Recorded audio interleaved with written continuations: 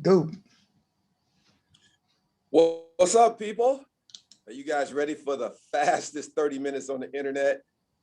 I know before you can even answer that question, our show will be over. So we're going to not waste no more time. Let's get going, man.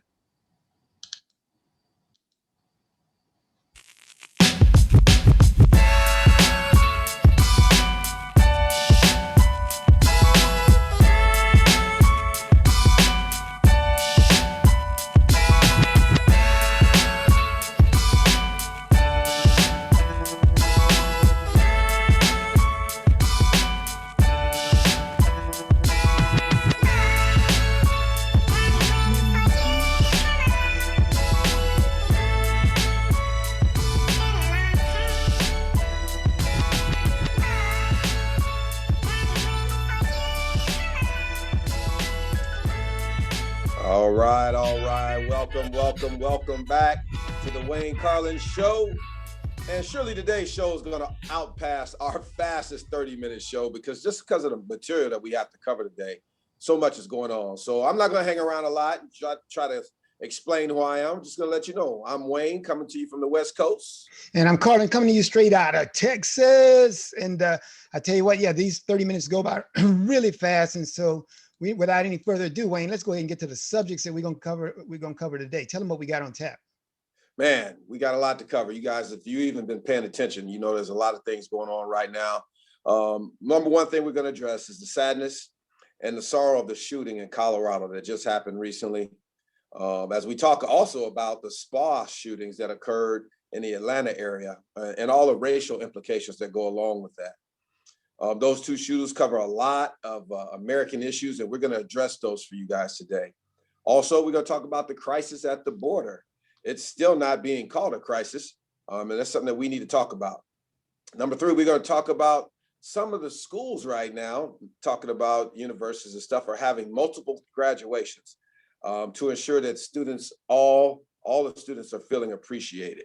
So we're going to talk about that. And then lastly, we're going to talk about white spaces on the decline because of Black spaces on the rise. So we're going to show you what happened at one college campus recently.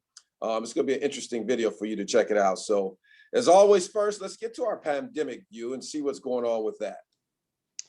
All right, so let's check that out. Let me get there in a second here. The pandemic map, here we go. All right, so as you see here, and usually when I look at this, it's usually the first time I've seen it in a week. So since last week, looks like we've got a leveling off here. If you look at the graphic, just looking at the graphic, it looks like a leveling off. We're heading on the downward trend, a leveling off. And if you saw the news and saw what happened in Miami Beach, where they had to kind of shut down because people were getting really wild and crazy. So we had spring breaks across the country and things like that.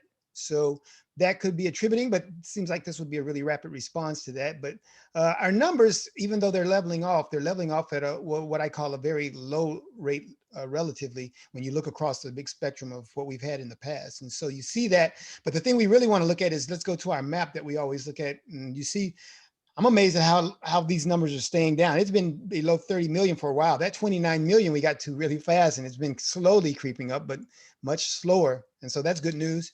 And let's look at our map. Our map used to have a lot more gray. And so we don't have that. And so remember, this is as a 7-day rolling average. And so we've got a kind of you can see how it's leveled off in mentality, if nothing else. Even if you can't see it, you can look at this map and go, yeah, it seems like it's leveling off, because this used to be all more gray or that dark gray. And that meant that was really good. So we'll see what happens as we come off the effects of that spring break and get another week down. So when we come back next week, we'll look at this again and see what's happening. Let's go ahead and look at some individual states and see what kind of numbers we got there. Cases added a day. Florida is up with 5,000 cases a day, which, as you can see, is really, while that's a high number, it's got nothing on their peak when they were up to 12,000, 17,000 back in December. So that's good news. New Jersey has got a kind of they got a 4,000 number up there now, which they were at 5,000. And you understand, because New Jersey really is kind of a small state. It's kind of populous, but it's kind of a small state numbers wise. And Texas is at 4,718.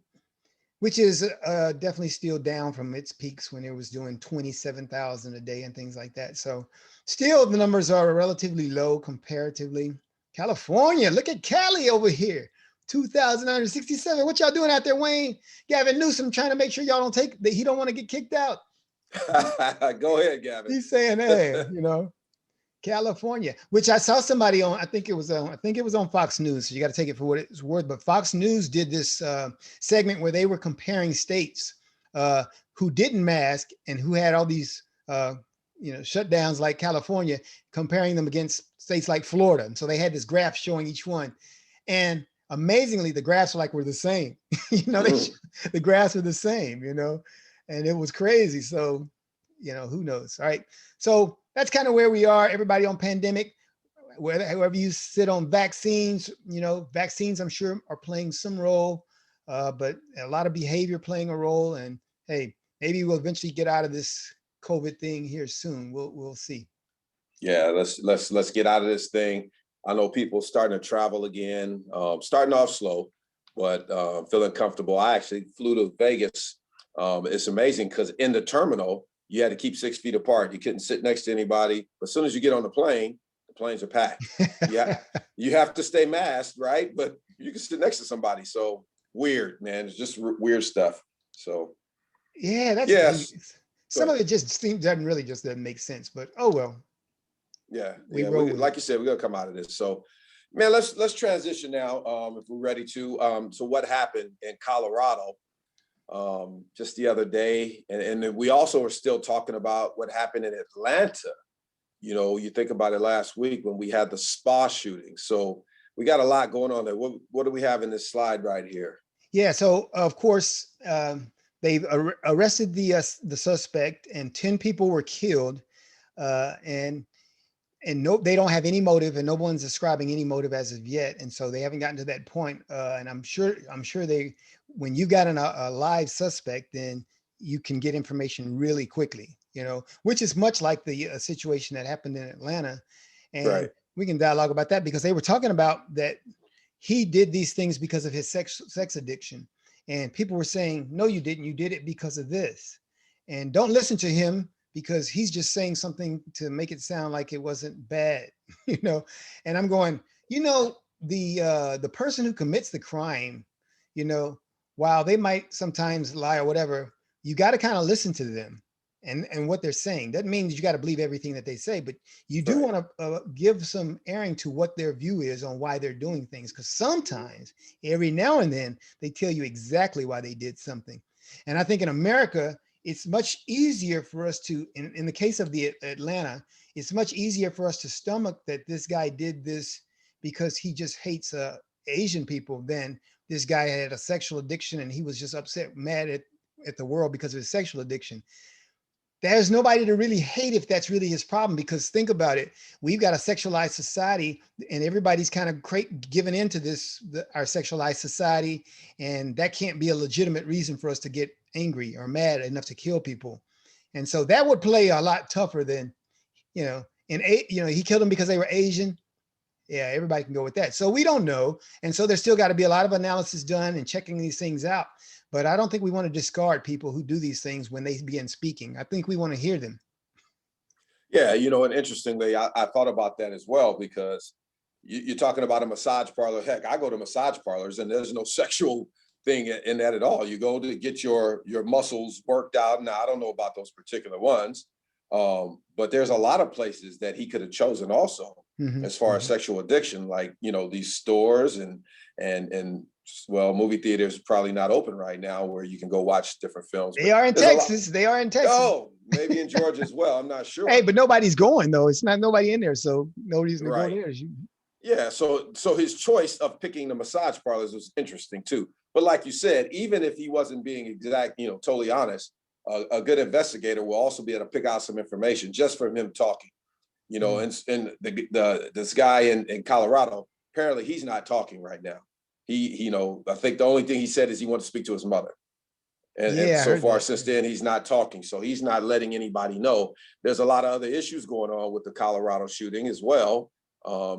People are saying he had mental illness. You know, he had violent tendencies even back in school in his early days. He's only 21, so it wasn't that long ago, 2, 3, 4 years ago, where he showed violent tendencies in school.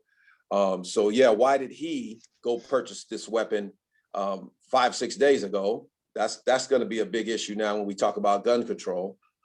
And pivoting real quick to that, I'm a gun owner. I have a lot of different weapons, you know that, and I believe in the Second Amendment. But I also like our rules in California. Our rules in California are pretty strict. Everybody goes through a background check. Everybody has to do a 10-day waiting period, including me, former law enforcement. I had to wait for 10 days before I can purchase a weapon or receive it. I can purchase it, but before I can take it home.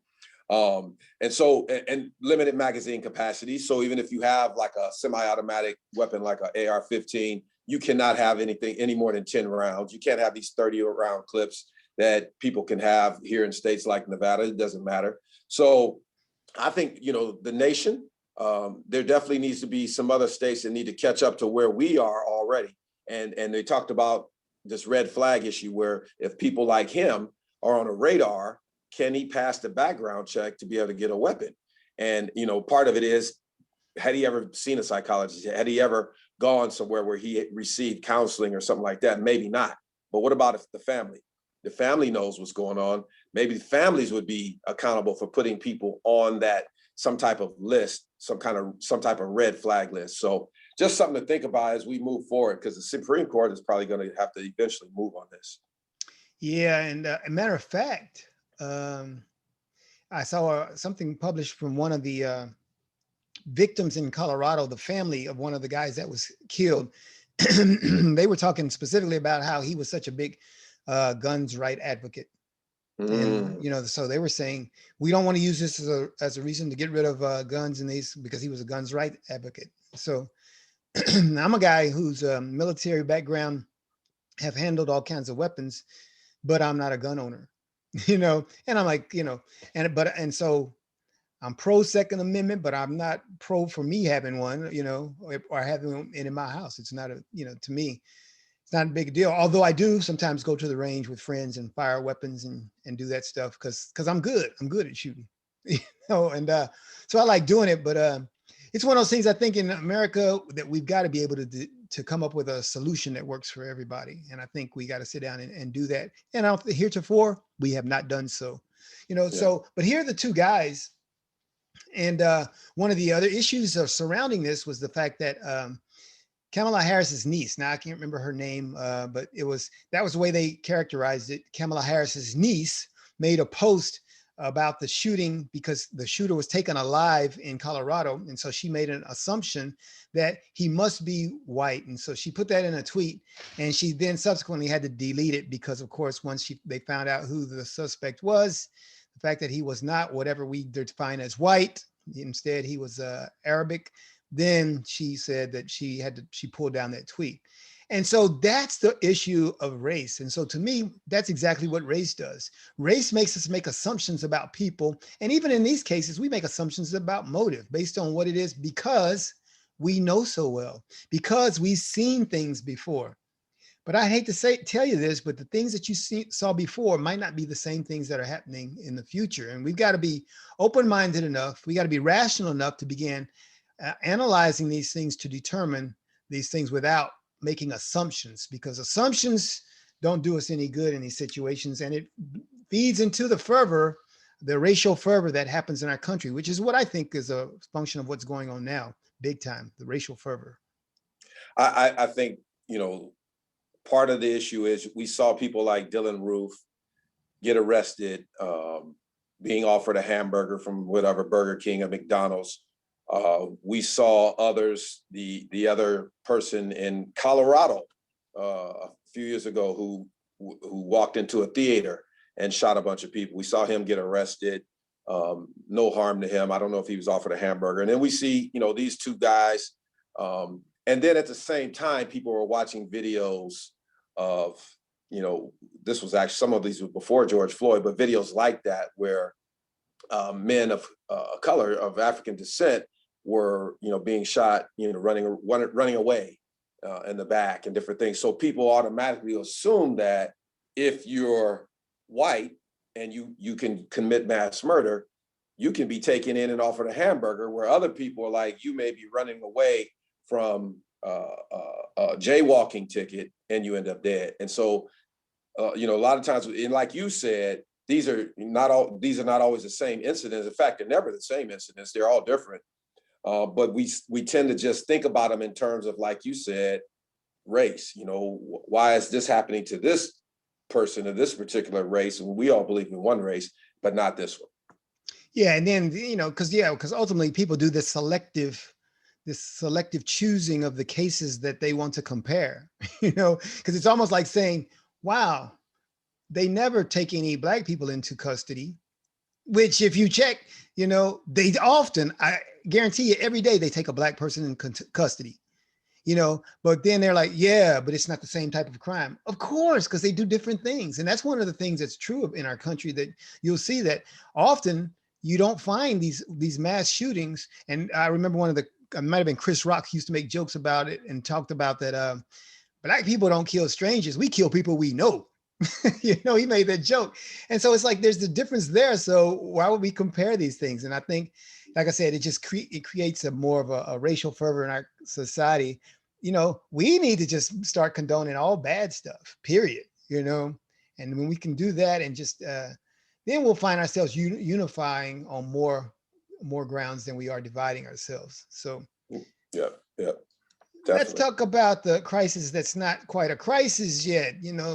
President Biden and his administration are still saying it's not a crisis. They just got challenges down at the border. But if you look at some of these numbers that we've got, it's going to be a crisis very soon. Now, this is one of the things that I was talking about Donald Trump when it came to the pandemic. Said, if you as a leader minimize and don't take action on this thing, and you try to trivialize how large it is, that can come back and get you very badly. And I think that's what happened to President Trump on COVID. And I think this might be President Biden's COVID if he's not careful, because he continues to say it's not a crisis. His administration says it's not a crisis. Bad things aren't happening. They've restricted media access, so no cameras are allowed in down there to see what is going on. The numbers are skyrocketing, and they're saying we're going to have our largest number of unaccompanied minors down there in history. And you can see from the graph here where they're coming from, because if you look at this graph, in May of 2019 was the highest they ever had number of children down there, 11,475. They said that we're going to surpass that easily in the next 30 days. And so you see where we went to in February, and you see where we were before then. So those numbers spiked intensely from January to February. And so that's where people are saying it's Biden's policies and it's the stuff that he did, because on January 20th, he did, in fact, canceled out all of the initiatives that President Trump had via executive order on border crossings. And so it's kind of like it became his baby. And so once it becomes your baby, you got to be responsible for it. And so the Biden administration is having to deal with that now. Yeah,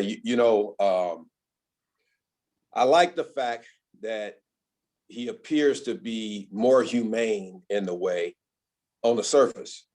But I hate the fact that he is not allowing, or not he, but whoever, CBP, whoever it is, Border Patrol, are not allowing reporters and cameras to be able to come in and report back to the people what's actually going on behind the scenes. To me, that shades of a cover up, and you obviously are hiding something. You need to be transparent. We talked about transparency, and you may not have all the answers right now, and obviously you don't, and people are coming in droves because they see opportunity to get in, but you need to be showing us and showing the people what's really going on. To me, that's the one of the biggest things. I won't say the biggest thing right now, but the fact that you're not allowing people to see what's actually going on, that's not good, man. That's a bad thing. Oh, and that is a big deal, because not only is it a big deal just as a general concept, but it's a big deal because he campaigned on that. He talked about transparency. We want to have transparency. We're going to be the most transparent administration. No media allowed down at the border. What's up with that, Mr. Transparent? So yeah, you can't do that. The other thing that I've realized, and that I'm aware of because I live in Texas, is what they're doing here in Texas is they're bringing in government contractors who are renting out large facilities in cities, and they're placing these unaccompanied minors and these other immigrants in these places because they're so overwhelmed at the border and they cannot hold these people. They have requirements for how long they can hold people in those holding facilities. So in order to alleviate the load down there, they're beginning moving them. So they've got these huge buses and convoys driving through Texas and dropping them off in these random cities, Midland, Dallas, and places like this, where they've gone and they've rented some old mall or some building that's been evacuated, and they go and then they put these local social workers or government contracted social workers in to parent them or to guard them and make sure that these things are happening. And like in Midland, those were all boys. They had like 500 kids and they were all 13 to 17 age boys. I'm like, boy, that Wow. sounds scary, because 13 to 17-year-old boys, you got some attitudes and actions in there. And I could see them easily, if they're not detained, in some kind of way, then slipping out saying, hey, let's get out of here. Let's go. Because that's what boys do anyway. That's what boys do anyway. Yeah, yeah. I was a kid as a teenager. We used to, of course, we'd have gotten a whooping if my parents found out. We would sneak out of the house and we'd come back in. That's the nature of boys. So you get these kids, oh my goodness, and you might never see them again. And that's sad, because what the industries and the other people that are out there trying to take advantage of young boys can happen. Yeah. So sad, just sad. Yeah, this is a tough one, man. This is a tough one. We got parents who are, hoping their kids have a better way. And so allowing them to do that. I mean, yeah, it's hard to judge them. But on the other hand, like, how would you even allow your child to do that? If you had control of them, Right. So tough situation for them. Hopefully they make some better decisions. So yeah, man, what about this? Columbia University hosting 6 separate graduation ceremonies based on income level, based on race, based on ethnicity. This is interesting. I remember even back when I was in school back in the 80s, we didn't have a separate graduation, but we did have a And separate. tell them you were at San Francisco State. San Francisco State, there's UC Berkeley and then there's San Francisco State. We were baby Berkeley. So, we're a very liberal college, and I was number one fighting out there for different things. But we didn't have a separate graduation. We just had a separate event afterwards. I can't remember what it was called. It's kind of like a get together for all of those who graduated in the class of 1984. But now we seem to be going further away to the point where, you can see right here, Native graduation, Asian graduation, Latinx, Black graduation, FLI, I'm not even sure what that is. Oh, first generation, low income community, interesting. Lavender graduation, okay, that's new to me. I never heard of that one. When did that one pop up? Man, new stuff. Man, hey, don't worry. All you got to do is go to bed, and another one will pop up tomorrow. So we're finding lots of ways to begin to separate ourselves. And, I remember we used to have graduation. There used to just be graduation, and so, yeah, we've got a lot of issues there. So we got to kind of fix that. And so kind of connected to that is this issue we were talking about white spaces and Black spaces. And, because people are beginning, and this is what you and I were talking about earlier, because we had racism back in the Jim Crow civil rights era, and because we have this racism idea that still persists in America, then we feel like we need to kind of flip the script and let's do it the other way. And so that's why, if white spaces were wrong when we had white spaces during Jim Crow, then we got to understand it's going to be wrong, just as crazy to have Black spaces. All right. So that's where we're going with this at the University of Virginia there. And so this kind of went viral a little bit, where they started talking about these people actually fighting and saying, you got to get out of here because you're taking up all of the Black spaces, and we don't have enough Black spaces. So I'm gonna play that video for us to check out right quick. All right, so let's check it out. Let's see what you're talking about here. Public service announcement. Excuse me. If y'all didn't know, this is the MSC, and frankly, there's just too many white people in here, and this is a space for people of color. So just be really cognizant of the space that you're taking up, because it does make some of us POCs uncomfortable when we see too many white people in here. It's only been open for 4 days, and frankly, there's the whole university for a lot of y'all to be at, and there's very few spaces for us. So keep that in mind. Thank you. Okay, Let me ask you this question first, because she said the whole university is open and there's plenty of spaces for y'all, but only a few for us. Is she saying that there's some areas that we as POC, people of color, cannot go to? I think, well, what I got from what she was speaking was she was saying that all those generic spaces are y'all spaces. All those spaces that are even open to us are y'all spaces.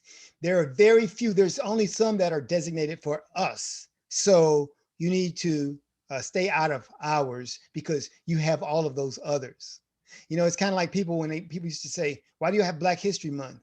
We don't have White History Month. And people used to respond, yeah, all the 11 other months are White History Month.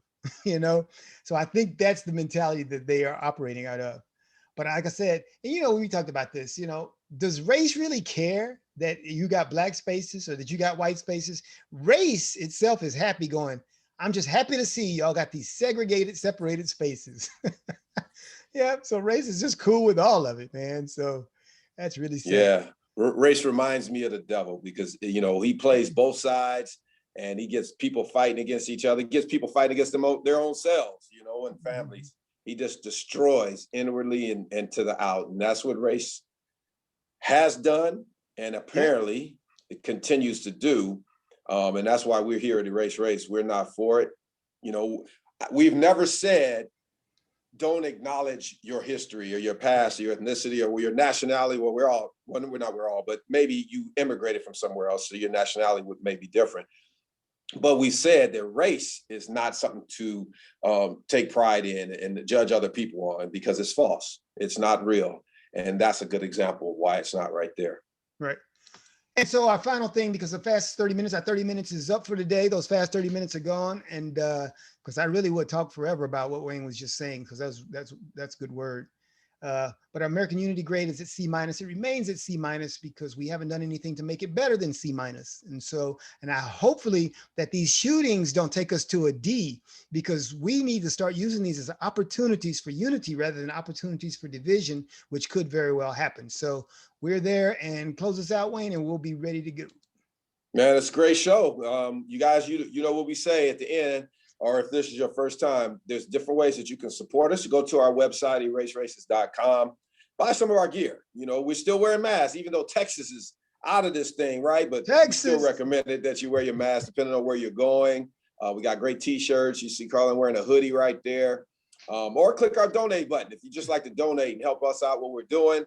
Guarantee you that it will go to do some good work here in this nation to help just turn the tide of all of this stuff that we're seeing, segregation and racial hatred. So let's get rid of it. And then also volunteer to help us out. You know, there's going to be a time coming real soon where we need a whole lot of people, but right now we can still use your help in other various areas. So we'll find a way to push you. Yeah. Appreciate you guys. And look for us again next week on the Wayne Carlin Show.